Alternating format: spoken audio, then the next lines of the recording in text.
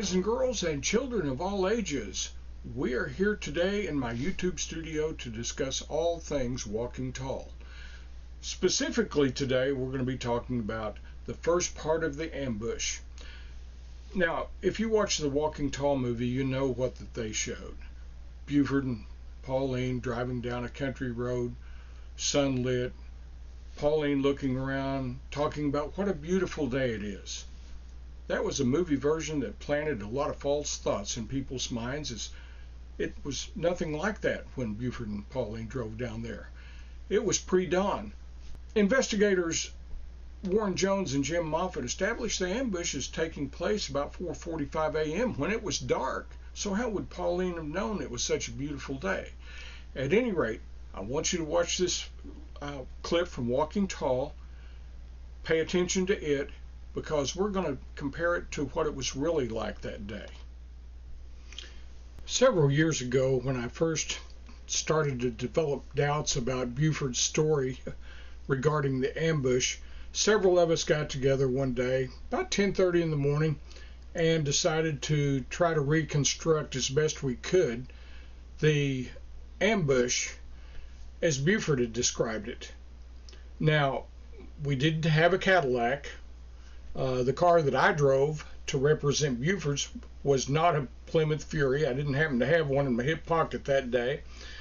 But we did put a Cadillac back behind the church. I drove past, and, we just couldn't make it work. I set the cruise control on the vehicle I was driving at about 45 miles an hour. As I passed the church, they took off after me in the Cadillac, and it's only 0.7 of a mile down to that bridge. And the cameraman apologized later. He's an old cameraman from Hollywood, Terry Swindle, and he said, I know as a cameraman you're never supposed to make any noise on set, but he said, you'll hear me at one point if you listen closely saying, watch it, watch it, watch it, because he said we were going so fast I thought we were going to leave the road. And they were traveling at 90 miles an hour trying to catch me, with me just having cruise control set at 45. So we're going to show you some of that old clip, let you see it. It kind of inspired me to do it again while I was in McNairy County this last time.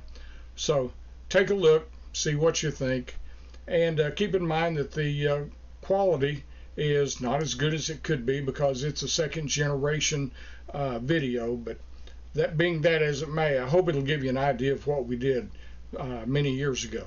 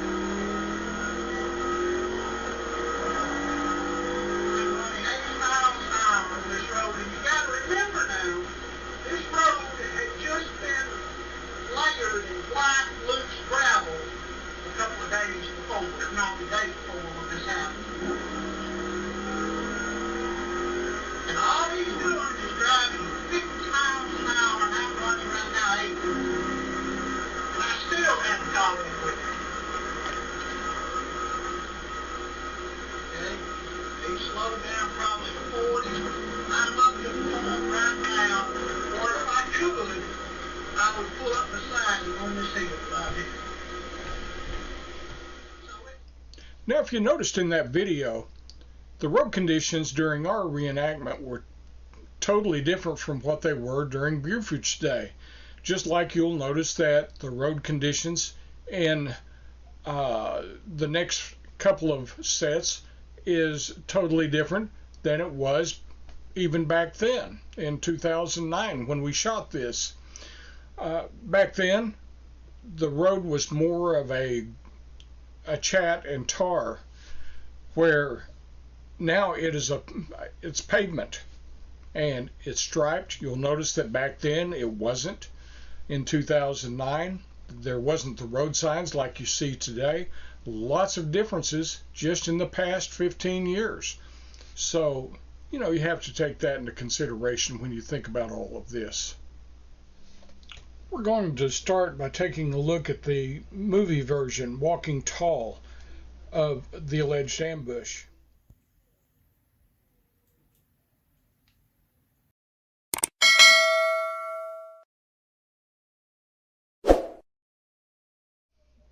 There are just so many things wrong with the movie version of what happened. In Walking Tall, I think that they just were trying to make it as dramatic as possible to sell tickets. When you think about what all you just saw, there weren't two cars involved chasing Buford down that day. It wasn't during the daylight. Buford didn't shoot at the ambush party. There weren't machine guns involved. There weren't the number of shots fired as was shown. Pauline was in the floorboard instead of Buford. According to his story, he was the one that fell to the floorboard. Buford's radio call seeking help was totally different, and they never got out of the car. So what we need to do now is first take a look at the route that they took so that people can understand that. And this is done in the light of day, so you can see everything, what a short distance it was to the first ambush site, and the condition of the road now is much better than it was then, but you'll see curves and a few straightaways, so on and so forth. But, take a look at this and see what you think.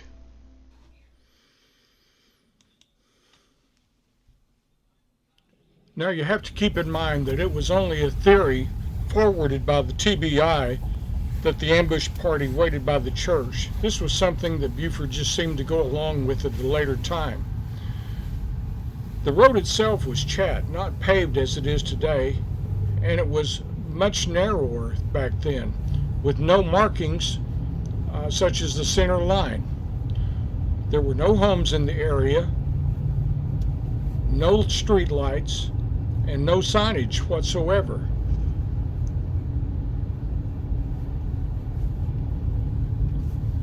The roadway was covered by a canopy of tree limbs and leaves. As you can see, the road was not straight, had curves in it, no shoulders.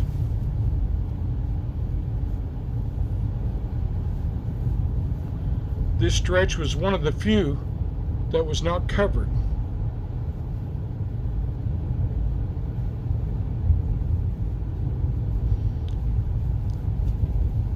Now as you come out of this, you see us approaching the first ambush site in the distance.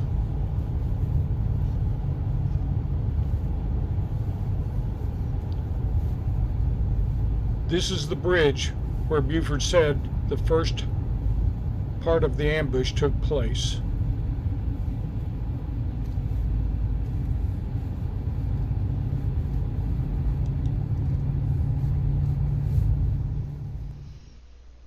Now that is what the route looks like in the daytime hours. Now, when we did a reconstruction of it several years ago, we couldn't make it work even during the daytime. We didn't try it at night. But having seen the route that Buford took that morning from as he passed the church down to the first ambush site, we now want you to see what it looks like in the pre-dawn hours. Take a look at this.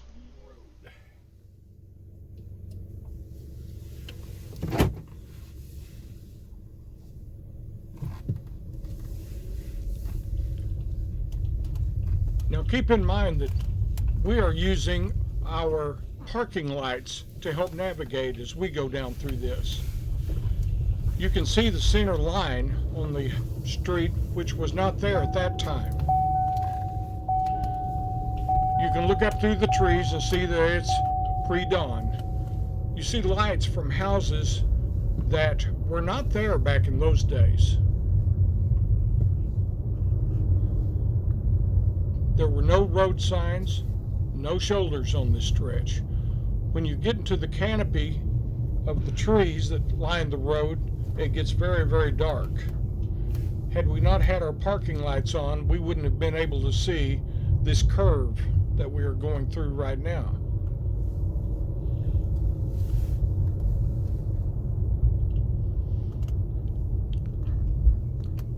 As you break out of the canopy of the trees, you do get some light.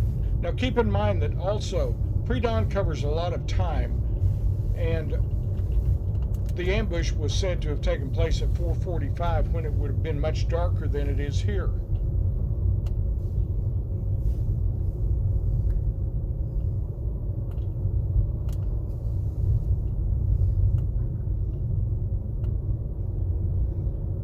We reached a top speed of 30 miles an hour down through here. And in the distance, once again, you can see the bridge coming up.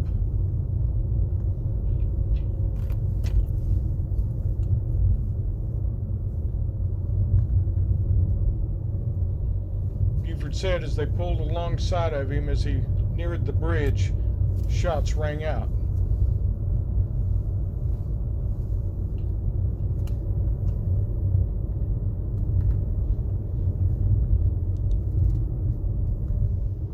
As I said earlier, I used my parking lights while I was driving down through there.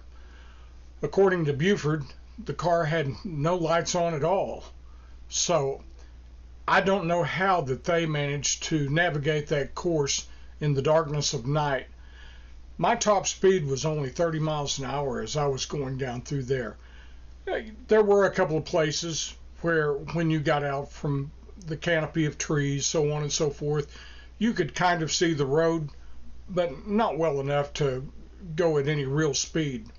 And of course, like I said, back then, the road was not as wide. They didn't have the signs and the markers along the road to help you navigate. There certainly was no striped line down the middle of the roadway to help you know where you were at. Had it not been for me using my parking lights, I wouldn't have been able to do it at all. So I think that just throws a wet blanket on Buford's story about the first part of the ambush. It makes absolutely no sense to any reasonable person to believe that they could chase Buford down in 7/10 of a mile in conditions as such. Of course, you've got PUSSER fans out there that will never believe a word I have to say. Of course, those same fans have probably never tried some of the things that I have to see if it was possible. So at any rate, we're going to wrap it up with this.